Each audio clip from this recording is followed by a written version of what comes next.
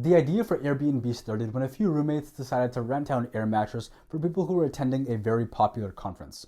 A year later, in 2008, Airbnb was officially born.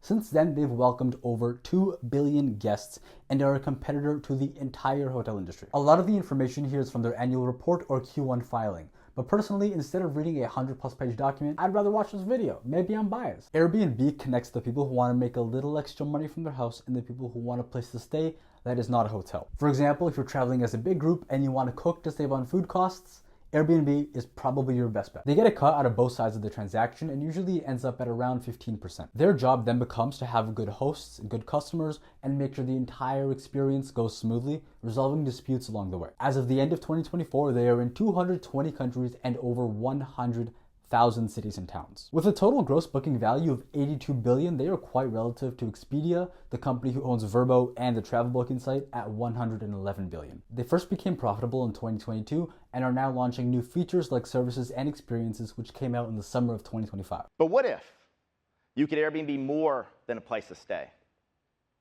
Well, starting today, you can, because we are introducing 3 things. Airbnb services, incredible services to make your stay more special. Completely reimagined Airbnb experiences, hosted by the locals who know their city best. Because they've been criticized for not having any amenities, so they added the services tab. If you want a personal trainer, a chef, you want some photos taken of you, all you have to do is click them, see the person's reviews, book it. They come directly to your Airbnb. And yes, you are allowed to book these services even when you're not staying in an Airbnb.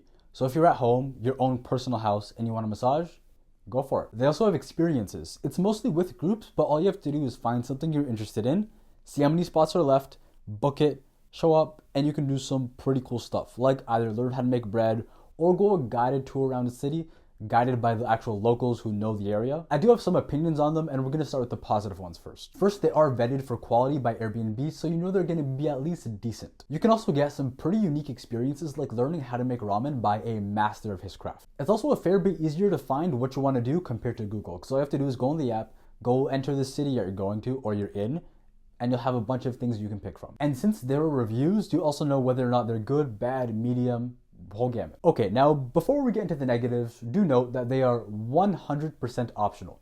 If you don't want to do it, you don't have to do it. First, price. Everything is expensive, and it's on a per guest basis. In a hotel, everything is right there downstairs, so it's a lot faster and cheaper because of scale reasons. You can also go on a tour of the city by yourself and find some of these activities on Google, maybe even for cheaper too. But this is their answer to what hotel staff do provide. It's catering to the people who have the highest amount of money to spend, and they're probably going to get the highest margins for that. At the same time, this could be a pilot, because maybe in a few years, they're going to have some cheaper options. For example, a group activity where you meet up at a park or a beach, have someone bring the equipment, you could pay maybe $3, $5, maybe even for free. Someone brings the equipment, you guys set up a volleyball net, you guys play. So that way, when you're traveling solo in a city and you don't know anybody there, you can still meet up with people there and have some fun. They've also added features like messaging people that you've done activities with, so they are sort of transitioning this app into a social platform too. While Airbnb is a global company pretty much everywhere, North America and Europe, Middle East and Africa, or EMEA, account for the majority of their revenues, with Latin America and the Asia Pacific accounting for the rest, a very small portion. The revenues total 11.1 billion, and that's up 12% compared to last year due to 10% more growth in night and experiences actually booked and a slightly higher ADR. The rate of revenue growth appears to be slowing down just a little bit. That's the blue line, by the way. And that's because maybe the market's getting a little more saturated. Because they aren't exactly a new company. They've been around the block. They're also making a big marketing push to expand out of the 5 countries that make up 70% of their revenues. 2 examples of pushes are Japan and Brazil. They are both massive economies and tourist hotspots. I mean, the Japanese tourism industry alone is worth 300 billion. Airbnb wants to have Japanese ryokans and other things so you can get a new, unique cultural experience that you've never really seen before or never probably will experience again. In Brazil, the focus is on coastal cities. Latin America has seen low 20% growth in Q1 25 compared to Q1 2024. And first-time new bookers reached 30%. They will continue to expand, and a common strategy that they're going to implement is integrating local payment options. That way everything is better, faster, and it's a more easier fit within the local population. Starting at their revenue, going through all of their expenses and wrapping operating income, One line down after that, and you see interest revenues. Because when you book on Airbnb and you send them the money only actually reaches the host once you've checked in. So between the gap of you putting in the money and sending it to Airbnb and the host getting it, Airbnb has some dollars and they collect interest on that. And note, for every dollar of customer assets they hold, they have an equal liability because they're just going to hold it for a little bit. Net income this year is up compared to 2 years ago, but down 45% in comparison to last year. The reason is because of a one-time tax benefit that they received last year, but if it weren't for that tax benefit, net income would be around $2.1 billion. And over the past 3 years overall, they've shown some pretty consistent profits. Before that, it wasn't great, but they were still starting. And also COVID happened, so you gotta cut them some slack there. As a travel company, I'm sure you can imagine that they aren't exactly very popular over the winter time. Not many people want to travel in Q1 or Q4. Generally, those are the worst performing months for Airbnb. Q3, that's June 30th to September 30th, that's the summer, that's their best performing months. They make a lot of money during that time. Talking classes of stock, they have 4 types. 2 that are relevant to the average viewer. A shares, common shares, stock ticker A, B, and B. They're traded on the NASDAQ. 1 share, 1 vote. Class B shares are usually held by insiders and early investors, and for every 1 share they have, you get 20 votes. So basically, the people who started the company have complete control over it and how it operates. As for the C and H shares, they're just not that relevant, so I'm not going to mention it here. They started out doing well, but very quickly the market turned on them. Thankfully, though, they have managed to return to around where they started, but they do face some problems ahead.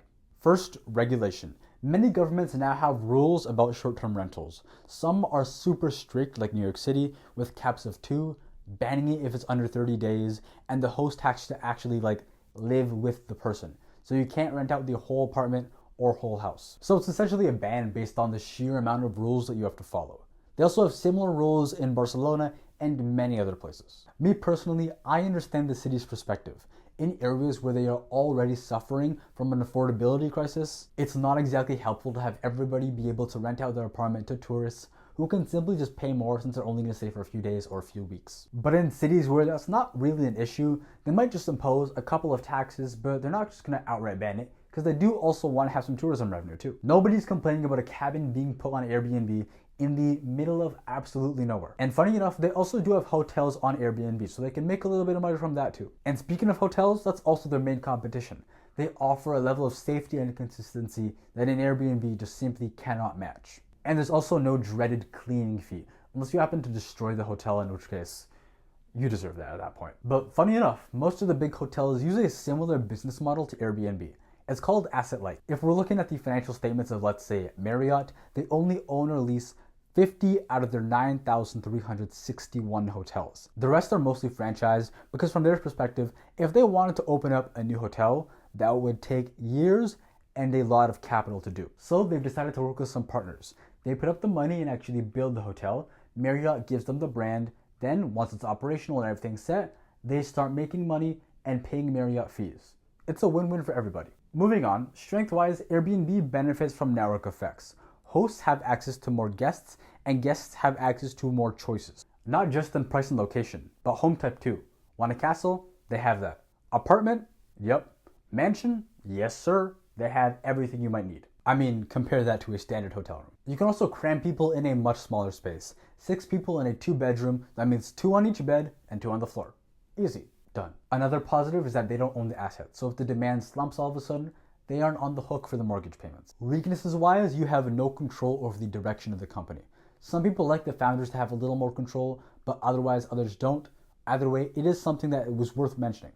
As a shareholder, you don't really have much say over what the company does. You also can't Airbnb homes in certain locations, either due to regulation, maybe the HOA might step in, and also maybe neighbors just banded together and said, you know what? No one's going to Airbnb here. Because one time they had a massive party in one of their Airbnbs and everybody got pissed. So that could be an option too. The financial upside might not also be worth it for people to put their homes up on Airbnb. Some might just say, you know what, let's just take it down. It's not worth it anymore. Opportunities wise, they are expanding in Japan and Brazil. So if all goes well, that could be their playbook to how they go globally. Because remember, 70% of revenues in 5 countries. Although services and experiences are expensive, hopefully it's a test. Maybe Airbnb can become a new social app where people organize events for random people to show up, meet new people, and have fun for the cheap.